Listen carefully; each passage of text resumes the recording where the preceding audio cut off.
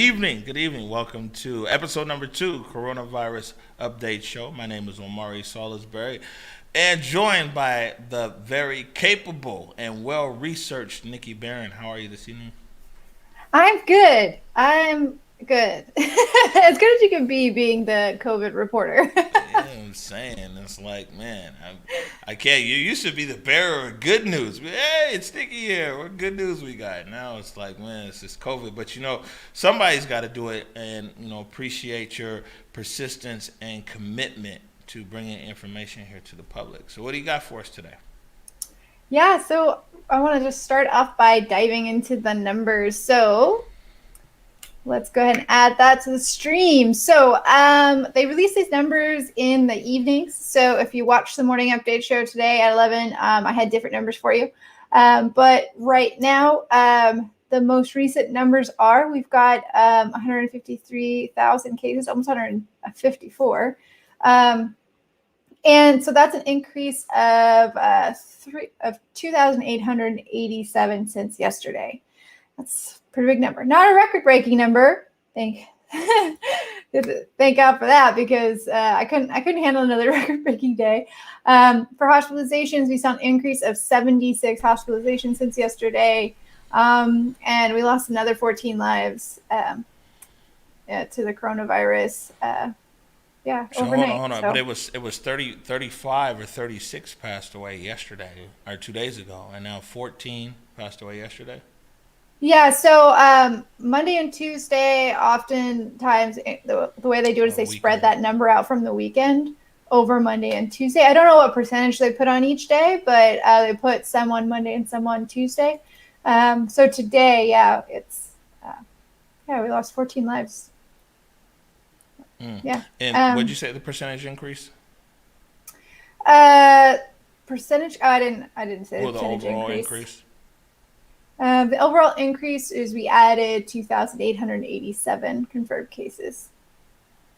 Wow. Yeah. So there's also another important number to look at, and that is the positive testing. So we've had a little bit of delay in the data, and they went over this in the press conference earlier.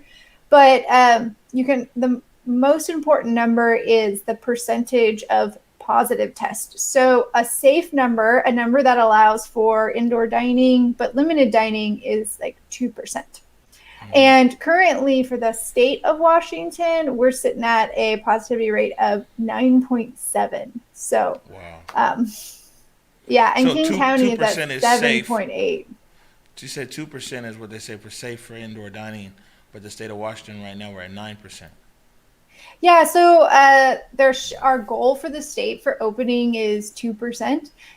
We were at like 4% at the end of the summer and early fall, and that's when they allowed like indoor dining, at a limited capacity. But really, the ideal number is 2%, and we're getting up there close to 10% of COVID tests coming back as positive.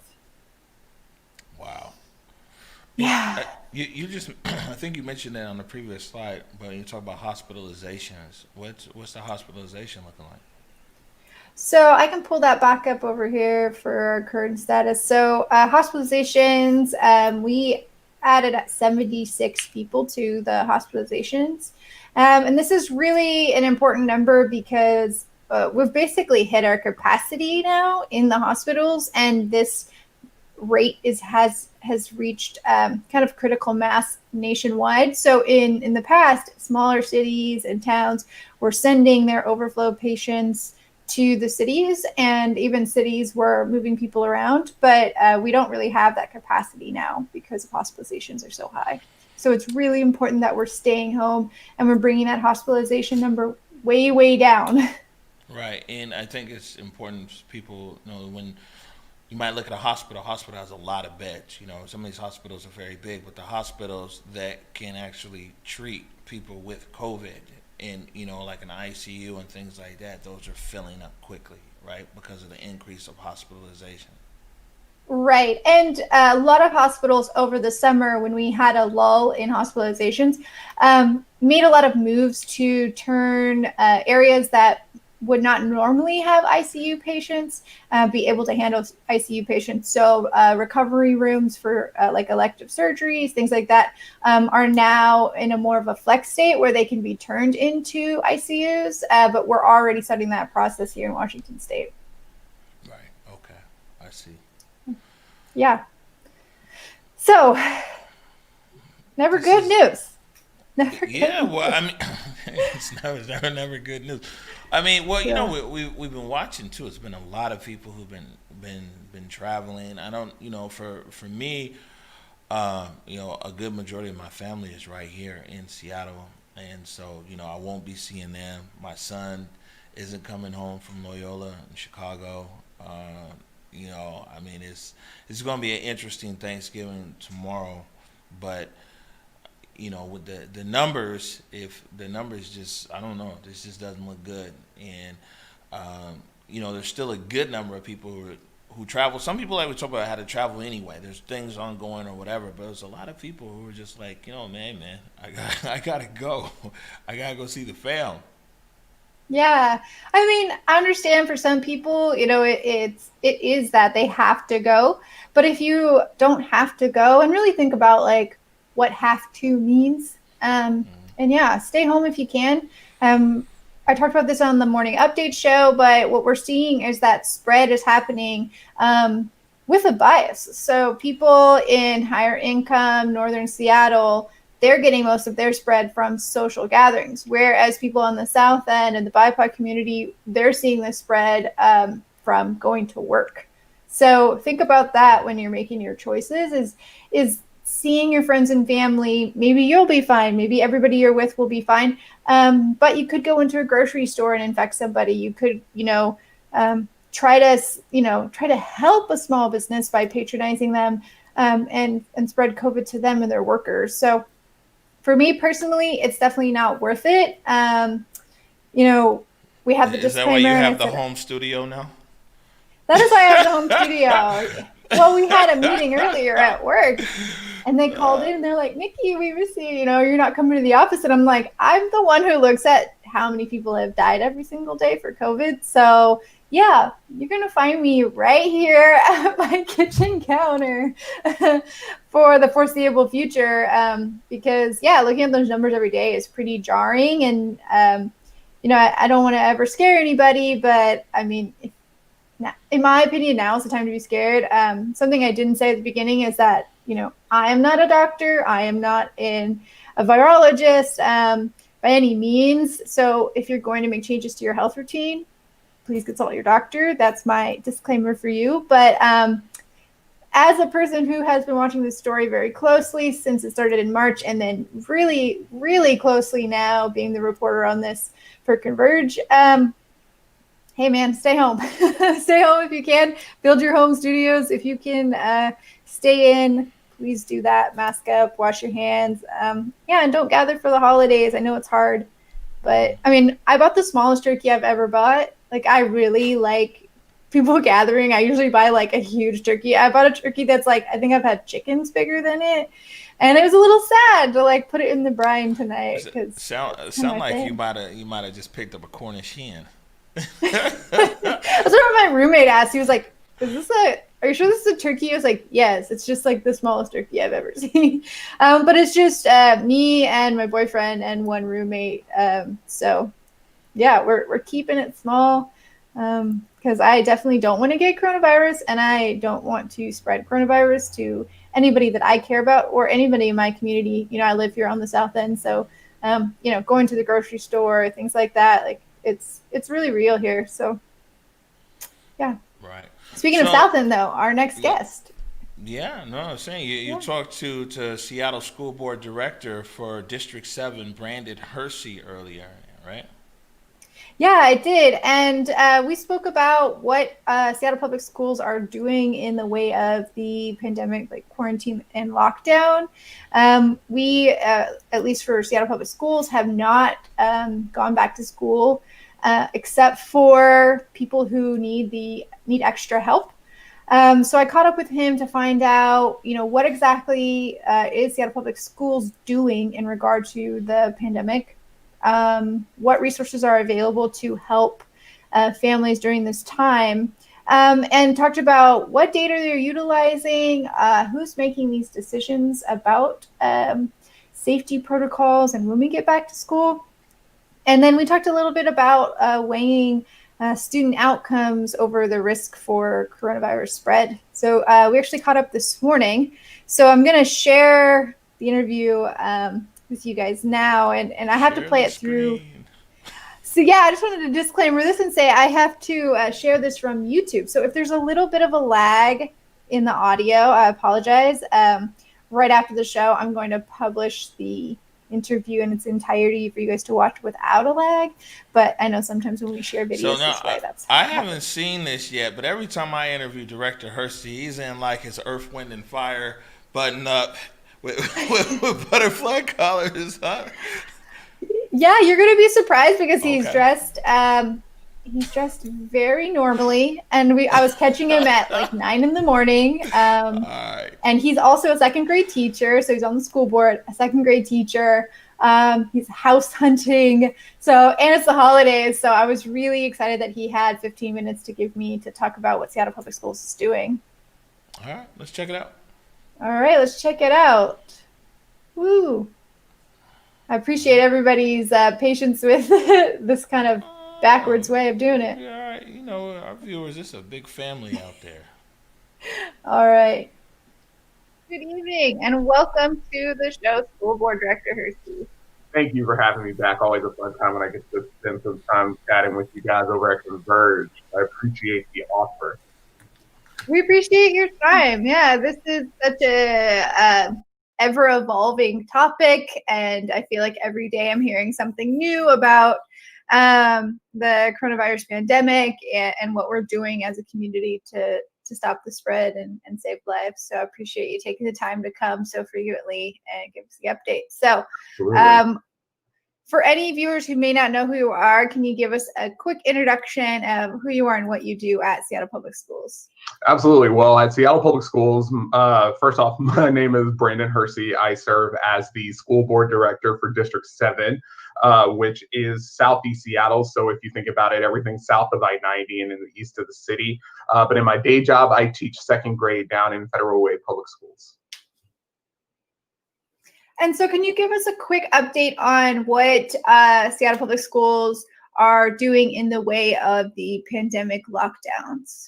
Yeah, absolutely. So as many of you know who have children in our school system, there are currently no in-person services for general education students. So we are not attending school in any way. There are in some circumstances, special education services being offered for students who need those in-person services. We are in the process of determining with rising cases, how do we best continue to serve those students? And though that information will be coming in the following days, I think our key concern is to make sure that while we are doing all that we can to not only meet our legal obligation to serve special education students, we're also trying to make sure that we are building environments that have the least amount of risk possible so that we can continue to keep our employees, our educators, and our administrators safe while they're in buildings as well.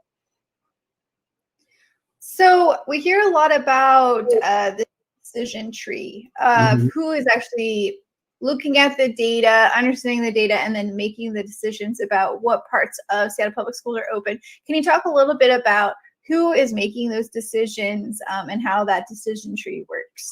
Yeah, absolutely. So the decision tree includes all players in our system and all of our community, right? So solely the decision lies with the school board, but the school board doesn't act as an independent body. We look for feedback from not only our public health officials, but more specifically our families and our students.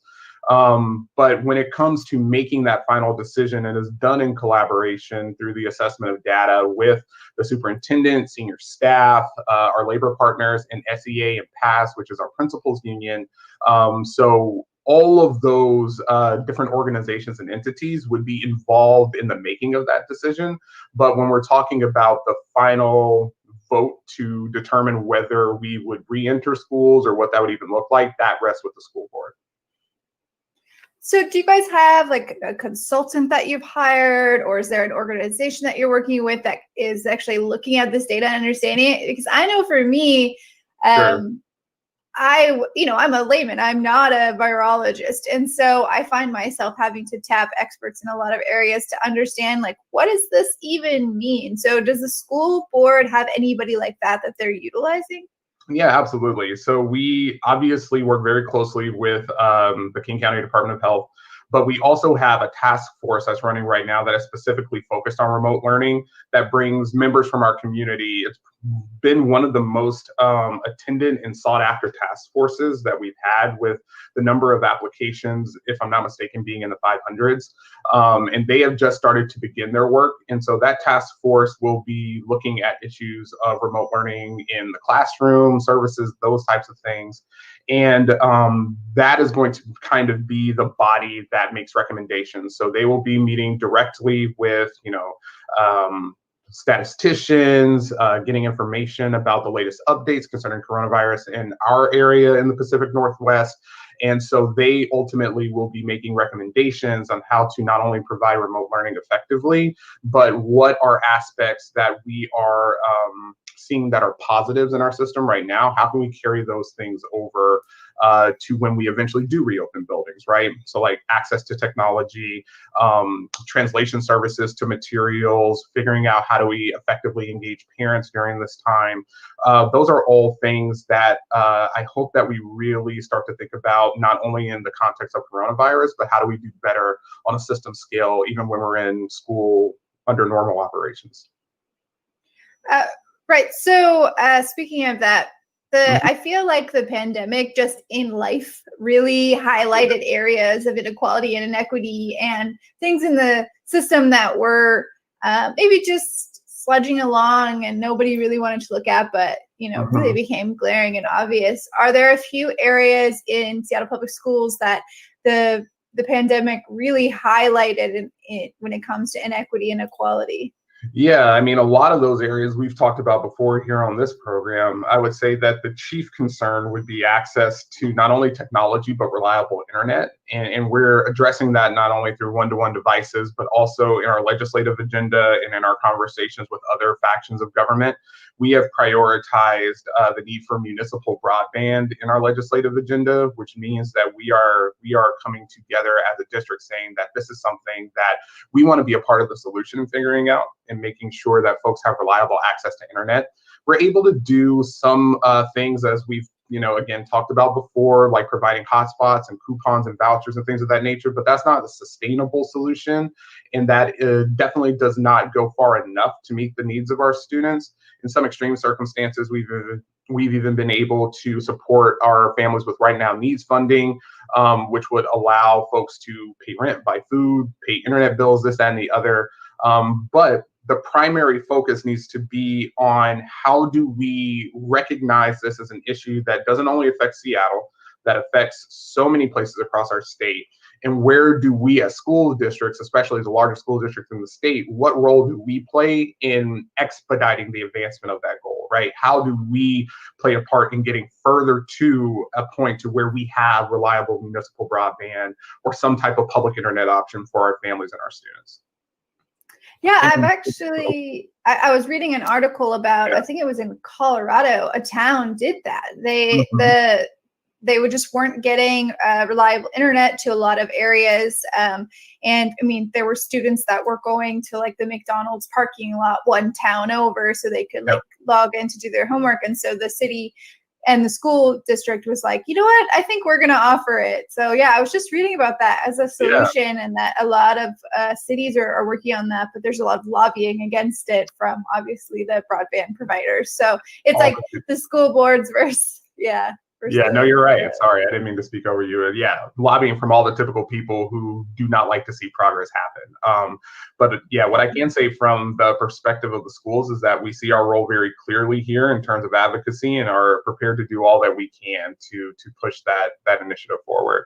I would also say that we are, or at least I am, noticing an uptick in mental health issues that are coming about, especially from my own students in Federal Way and based on my conversations out in community.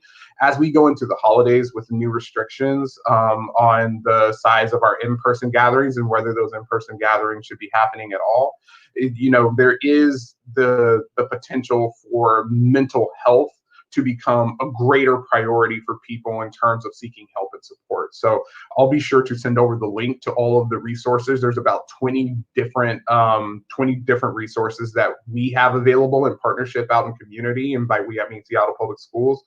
I'll be sure to share that link, and I just want to urge everyone, if you need to talk to somebody, please reach out to someone on this list, set up an appointment, because no one needs to suffer in silence. These times will only get harder if we're not doing all that we can to reach out to one another and to support to support those who are in need. And so I just want to really encourage folks to take advantage of the resources that are available to them. Great. So you're going to send over that link so we can put that there in the comments for everybody. And I just had a couple of questions about around the data for schools. So when I was preparing for this interview, I was finding that there's a lot of gaps in the data for schools, and a lot of it is like crowdsourced, and there's not really been a lot of scientifically conducted studies around going back to school and the spread of coronavirus. And I think that a lot of these studies are used to make the argument the outcome for students is going to be worse than the risk that we take putting them back in schools with COVID. Seattle, I feel, has been very conservative in this, in keeping kids at home and not taking that risk. Can you speak a little bit about kind of Seattle's perspective on this concept of outcomes versus safety?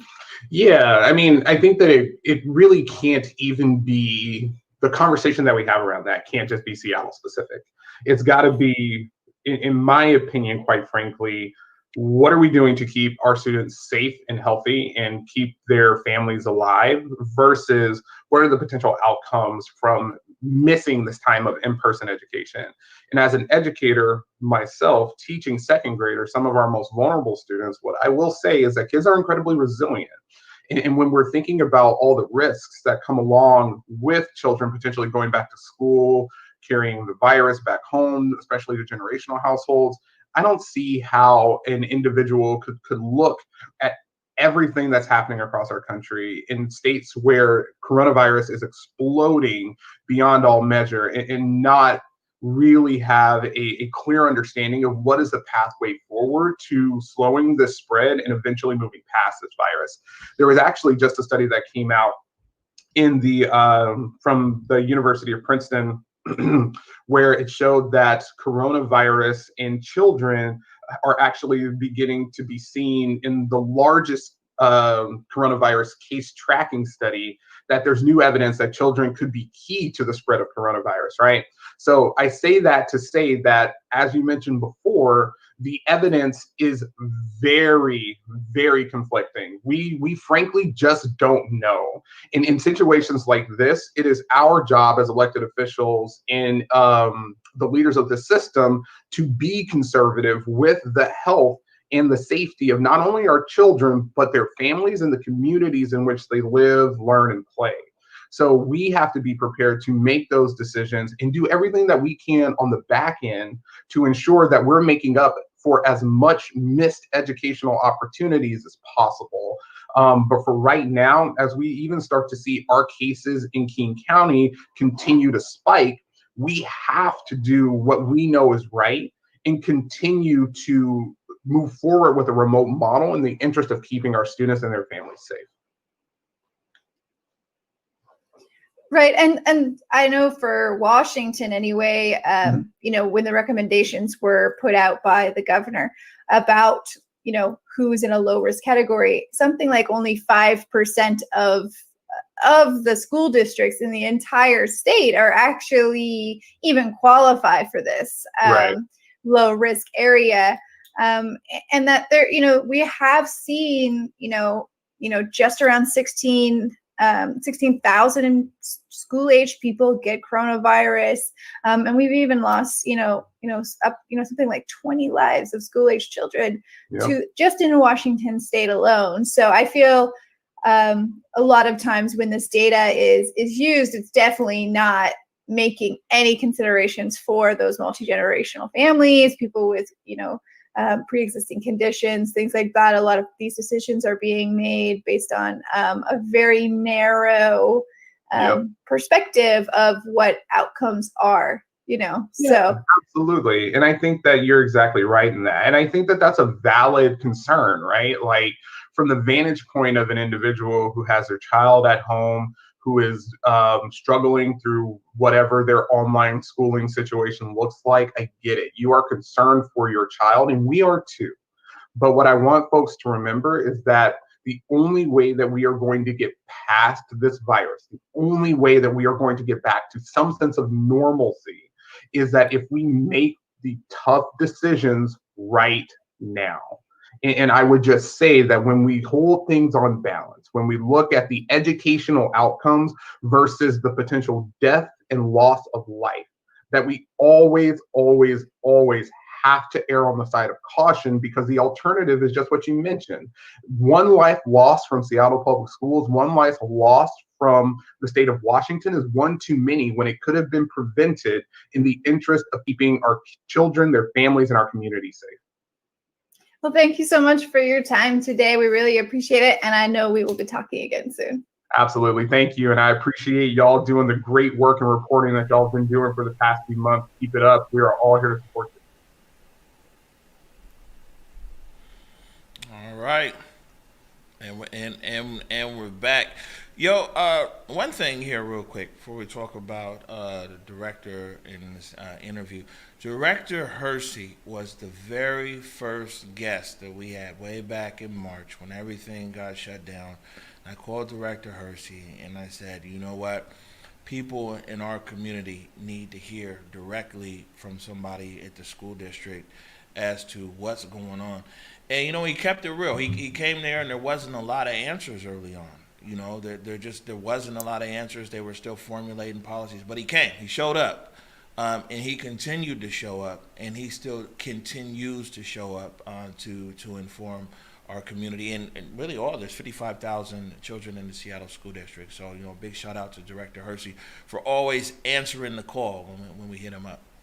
Yeah, thank you so much. He's so candid too, which I appreciate, and he has a lot of heart, and I really appreciate that too. He comes to the table not just talking about the numbers and what the school is doing, but he also comes to the table as a teacher and a human. So I really appreciate that. And this was my first time I got to actually interview him. I'm usually on the back end, so it was a really nice time. Mm-hmm.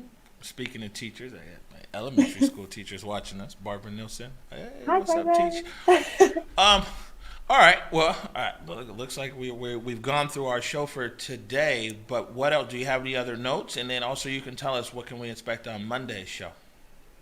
Yeah. So for Monday, I am actually going to be interviewing somebody who is in a vaccine trial about what that experience is like, why they chose to be a part of science in this way. And yeah, if people are interested in joining, kind of what her journey was to join that. So we will have that 6:15 on Monday. And then, we've got a lot of other great interviews coming up talking about, what we can do about evictions when the moratorium is lifted. We're going to be talking about, grants and funding for artists in Washington. So we've got a lot of really good shows coming up.